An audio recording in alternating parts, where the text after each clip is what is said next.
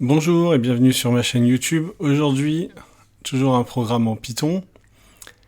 Et le but de ce programme du jour, ça va être de lancer des radios à partir d'un petit menu sous forme d'une petite interface graphique vraiment très minimaliste. Alors à quoi ça ressemble ? Ça ressemble à ça. Voilà, par exemple, là, moi j'écoute généralement deux radios sur internet. Il y en a une qui s'appelle Eurodance 90 et l'autre SFR 1. C'est en allemand, donc c'est Heinz en fait. Et le truc, c'est d'avoir une petite interface pour pouvoir lancer une radio ou l'autre. Alors si par exemple j'appuie sur la première, ça va me lancer mon lecteur de radio. Et si j'appuie sur la deuxième, hop, ça va remettre la deuxième radio. La première, voilà, la deuxième, voilà. Donc ça, c'est pour lancer mes radios automatiquement. Donc l'avantage que ça pourrait avoir, c'est si par exemple il y en avait 5, 6, 7 ou 8 et que je les range dans un dossier quelque part, pas sur mon bureau, et puis j'utilise cette interface pour lancer les radios qui m'intéressent, que j'ai envie d'écouter, par exemple. Donc à partir de là, je peux stocker ces fichiers-là un peu n'importe où, en fait. Voilà, donc c'est le seul intérêt. L'autre intérêt, c'est d'apprendre à programmer en Python. Alors, on ferme et on va voir un petit peu comment ça se passe. Pour faire ça, je vais avoir besoin d'une interface graphique. Donc, je vais faire appel au module tkinter, qui est le module d'interface, un des modules d'interface graphique de Python. Et dans tkinter, je vais importer, dans ce module tkinter, je vais importer bouton et tk. Tk, c'est le panneau, la fenêtre. Et bouton, comme son indique, c'est bouton. On a vu que dans l'interface graphique, j'avais un bouton par radio, donc je vais avoir besoin du bouton sur le panneau pour lancer les radios. Ensuite, pour lancer un programme, je vais avoir besoin du module OS. Là, je vais avoir besoin de... Là, je vais prendre tout le module pour celui-là. Donc, je vais importer OS. OS, en fait, c'est ce qui va me permettre de lancer la radio. Donc, ça va faire l'équivalent... quand je vais appuyer sur un bouton, le bouton de l'interface, ça va faire l'équivalent d'un double-clic sur la radio en elle-même. Le fichier, alors, c'est des fichiers playlist. C'est soit M3U, soit PLS, des fichiers playlist, tout simplement. Et donc, je vais commencer par définir ma liste de radio. Alors, ma liste de radio, je vais la mettre sous forme d'un tableau, d'une liste toute bête, comme ça. Et dans la première, je vais donner le nom des radios. Alors, le nom des radios, c'est le nom qui va s'afficher sur l'interface, dans les boutons. Donc là, j'ai choisi de mettre Eurodance 90 comme ça. J'aurais pu mettre un espace, j'aurais pu mettre des majuscules, je peux faire ce que je veux. Ensuite, donc, dans cette liste, avant de passer à la suite, dans cette liste, donc chaque radio a un indice. Donc Eurodance 90, ça va avoir l'indice 0, SFR 1, ça va avoir l'indice 1. Si j'en ai mis une derrière, indice 2, indice 3, indice 4, etc. Et là, je vais créer une deuxième liste que je vais appeler playlist radio, et dans laquelle je vais mettre le chemin. Alors moi, j'ai mis le chemin absolu, mais je pense qu'on peut mettre le chemin relatif aussi, mais il vaut mieux mettre l'absolu. Donc je mets le chemin absolu pour arriver à cette radio. Donc ici, c'est l'endroit où se trouve la playlist qui correspond à la première radio ici, radio d'indice 0. Donc mon chemin, il est d'indice 0, et il pointe vers une radio qui est d'indice 0 dans l'autre liste aussi. Donc il y a une correspondance entre l'indice du nom de la radio et l'indice du chemin de la radio, donc dans les deux listes. Et ainsi de suite. Donc si j'en avais mis 10 ici, il aurait fallu que j'en mette 10 ici. Ça, c'est si je traite sous forme de liste. Il y a une autre possibilité que que j'ai pas retenu, mais qu'on pourra tester après, c'est de la mettre sous forme de dictionnaire. Alors pourquoi je l'ai pas fait? Parce que c'est un peu plus lourd d'écriture. Après, on peut toujours mettre à la ligne, hein. Mais bon, moi je préfère les listes, c'est un choix personnel. Donc en fait, si on utilise un dictionnaire, parce que ça c'était une liste, mais on peut utiliser donc un dictionnaire, si j'utilise un dictionnaire qui a la forme clé, valeur, donc clé valeur c'est pour les listes, donc à la clé Eurodance 90 correspond la valeur chemin absolu vers Eurodance 90. Premier élément est terminé. Deuxième élément, à la clé qui correspond à la radio SFR 1, la valeur donc, du chemin absolu vers le fichier playlist, et ainsi de suite. Donc une fois que j'ai ma liste radio, je vais définir une fonction qui permet de lancer la radio. Donc le lien, on le fera après. Donc déjà une fonction toute simple pour lancer la radio. C'est là que je vais utiliser OS. Donc OS, c'est Operating System, c'est système d'exploitation. C'est toutes les fonctions de base du système d'exploitation. Donc pour ce faire, je vais donc définir une fonction que je vais appeler lancer radio et je vais tout simplement mettre le nom en paramètre. C'est-à-dire si je veux lancer la radio Eurodance 90, je vais faire lancer radio et ici à la place de nom, il y aura Eurodance 90, c'est la variable. Et je vais tout simplement faire un OS start file. Donc dans le module OS, je vais prendre la méthode start file qui va prendre ici en paramètre un nom, le nom de fichier à lancer. File c'est fichier, start c'est lancer, donc lancer un fichier, c'est comme son indique. Donc c'est une méthode du module OS qui permet, c'est une fonction, quand c'est une fonction comme ça, on appelle ça méthode. Donc c'est une méthode qui permet de lancer un fichier qui est en paramètre. Donc une fois que j'ai défini ça, je vais dessiner mon interface graphique. Alors mon interface graphique, comme d'habitude, elle est composée donc du panneau. Alors le panneau, je l'ai appelé lanceur ici. Et dans ce panneau, je vais définir l'endroit où se trouvent les boutons. Et après, je vais faire un main loop, c'est-à-dire mise en place et puis exécution, quoi. Tout simplement, allez, on se lance dans la fenêtre ici. Alors, pour avoir l'ensemble des boutons qui correspondent aux radios qui sont listées, qu'est-ce que je vais devoir faire? Je vais devoir faire une boucle.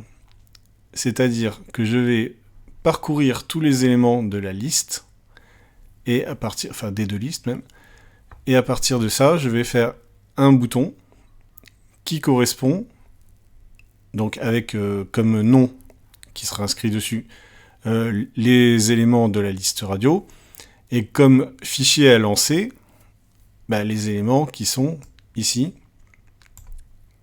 dans la deuxième liste du même index. Donc si je veux un bouton Eurodance 90, je vais parcourir donc cette liste. Le premier élément, le nom sera Eurodance 90, et ensuite je vais associer l'action de ce bouton au lancement de ce fichier. Alors c'est ce que je vais faire. Donc je vais faire une boucle avec une variable de boucle qui s'appellera i pour l'occasion. Et cette boucle, elle va aller jusqu'à la longueur de la liste de radios. Donc c'est normal puisque là j'ai 2 radios dans ma liste, donc il va faire 2 tours. Je vais définir les boutons donc pour lancer les radios. Donc je vais les appeler radio parce que c'est des boutons radio. Alors il ne faut pas confondre avec ce qu'on appelle un bouton radio. C'est comme une case à cocher, mais c'est avec un petit point comme ça. C'est les boutons, ça s'appelle les boutons radio. C'est encore autre chose. C'est pas le même widget. Mais là, je l'appelle radio parce que c'est des radios que je vais lancer. Donc à ne pas confondre avec le bouton radio qui est encore autre chose. Donc la variable radio, je vais l'associer à un bouton, c'est-à-dire le bouton comme on l'a vu sur l'interface qui était ici. Le bouton qu'on va mettre dans le lanceur, qui va avoir pour texte, c'est-à-dire le texte qui est inscrit sur le bouton, il va avoir liste radio indice i. Donc liste radio indice i, si par exemple on commence la boucle à 0, liste radio ici indice 0, ça sera Eurodance 90. Ça veut dire que mon premier bouton, il y aura marqué dessus Eurodance 90. Et ensuite, je vais associer à ce bouton une commande. Alors, avant de s'affoler, je vais juste retirer ça à 2 secondes. Je vais réexpliquer. Donc normalement, quand on a un bouton comme ça, on met commande et on fait un appel de fonction. Parce que c'est un callback en anglais. Donc l'appel de fonction, c'est pour appeler une fonction, comme son nom l'indique. Et on a juste le nom de la fonction. Il n'y a pas, on ne met pas les parenthèses qui sont après. Donc on appelle juste le nom de la fonction, et en général, c'est des fonctions qui n'ont pas de paramètres. Donc ça se passe très bien. Là, si la fonction va s'appeler lancer radio, et puis parenthèse ouverte, parenthèse fermée, j'aurais mis ici lancer radio, tout va bien, et ça se lance. Le problème ici, c'est que j'ai un paramètre. Alors le paramètre, comme je ne peux pas faire d'appel de fonction avec un paramètre, puisqu'il n'y a pas les parenthèses dans un appel de fonction, je vais utiliser une fonction lambda. Alors, fonction lambda, c'est quoi? C'est ce qu'on appelle une fonction anonyme. Pourquoi anonyme? Tout simplement parce qu'elle n'a pas de nom. Là, ma fonction, ici, elle a un nom, elle s'appelle lancer radio. Et comme il y a un paramètre et que ça m'embête, je vais faire appel à une fonction lambda, c'est-à-dire une fonction qui n'a pas de nom, et je vais lancer cette fonction lambda qui va elle-même lancer la fonction lancer radio avec un paramètre. Alors c'est un petit peu tordu, mais c'est comme ça. Donc la commande, ça veut dire qu'est-ce qui se passe quand je clique sur le bouton. Elle va lancer une fonction lambda, donc une fonction anonyme. Le i égale i, j'explique après. Et cette fonction, elle fait quoi? Elle s'occupe de lancer radio. De lancer la fonction lancer radio. Avec, comme paramètre, playlist radio, indice i. Donc là, comme on est sur la première boucle, i est encore égal à 0, donc on a affiché Eurodance 90 sur le bouton, et quand on va cliquer sur le bouton, la commande va, c'est-à-dire lambda, la fonction anonyme, elle va se charger de lancer radio, la fonction lancer, la fonction lancer radio, avec comme paramètre playlist radio, indice i. Donc elle va lancer la radio qui est là, avec la fonction qui est là, je veux dire, et avec comme paramètre playlist radio indice, donc le premier, ce sera indice 0. Donc elle va lancer le fichier ici, qui correspond, avec le paramètre qui correspond à l'indice 0 de playlist radio, que j'ai indiqué ici. Et donc elle va me lancer la première radio. Quand alors ensuite je fais un radio pack. Pack, ça veut dire que je le mets dans le panneau. C'est-à-dire que je l'affiche, en fait. Là, je la définis, et là, je l'affiche. Donc le bouton est défini, on lui donne une fonction à lancer quand on clique dessus, et là, on affiche le bouton. Ensuite, on fait une deuxième boucle. Bon, là, il n'y en aura que 2, puisqu'il n'y a que 2 éléments dans la liste.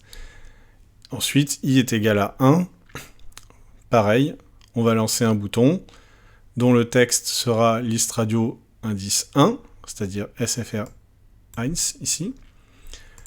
Et la commande associée, donc c'est une fonction anonyme lambda qui va lancer la fonction lancer radio avec comme paramètre playlist radio 1 ici, puisqu'on est dans le deuxième élément du tableau, de la liste. Donc ici, c'est ça. Playlist radio indice 1, c'est ça. Donc quand je vais cliquer sur le bouton, ça va lancer la deuxième radio qui est SFR1. Pour revenir sur ce i égale i, en fait, ici, je vais lui parler de i, mais il ne sait pas ce que c'est. Parce que là, c'est une autre fonction, c'est une fonction anonyme.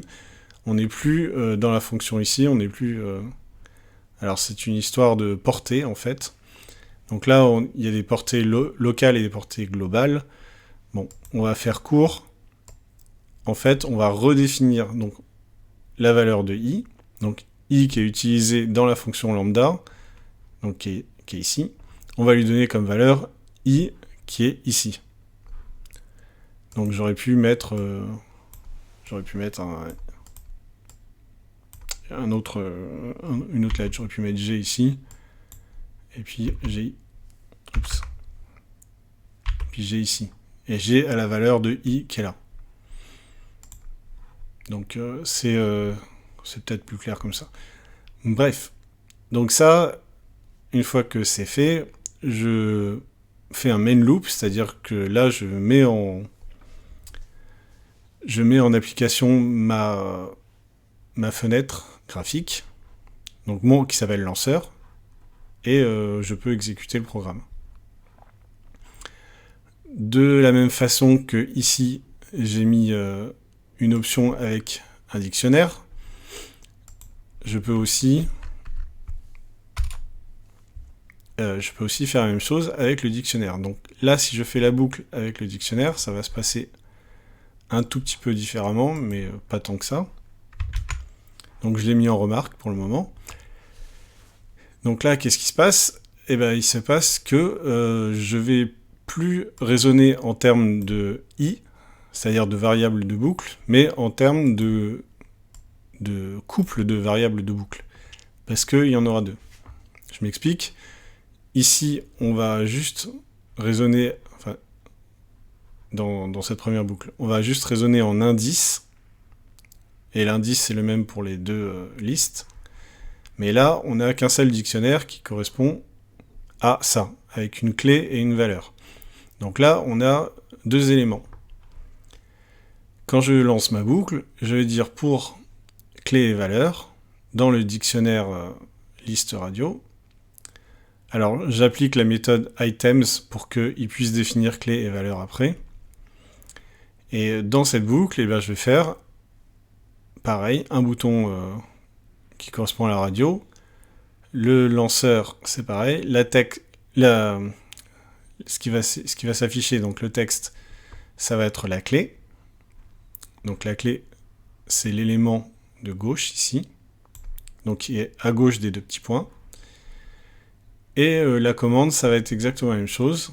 La valeur, prendra la valeur qui est ici, la valeur de la valeur. Et je vais lancer les radios avec, en paramètre, valeur. Et j'aurai ici, pareil, radio pack, ça veut dire que je vais afficher le bouton et je fais une double boucle. Donc à la limite, si on essaye de lancer... Alors là, il me dit que ça, il ne le connaît pas, c'est normal, parce que c'est en dièse, en commentaire. Voilà, donc là, si je fais ça, eh ben, je vais avoir deux fois la liste de radio, parce que là, ça correspond ici à ce qui a été fait dans les listes, et les deux qui sont en dessous, ça correspond à ce qui a été fait sous la forme de dictionnaire. Donc ça revient exactement au même, mais c'est deux façons de voir les choses. Voilà. J'espère que ce genre de petite interface pourra vous être utile pour... alors ça peut marcher pour des exécutables, hein, pas forcément pour des playlists. Ça correspond en fait à un double clic. Hein. Alors j'espère que ça vous sera peut-être utile pour quelque chose. Et puis merci de m'avoir suivi.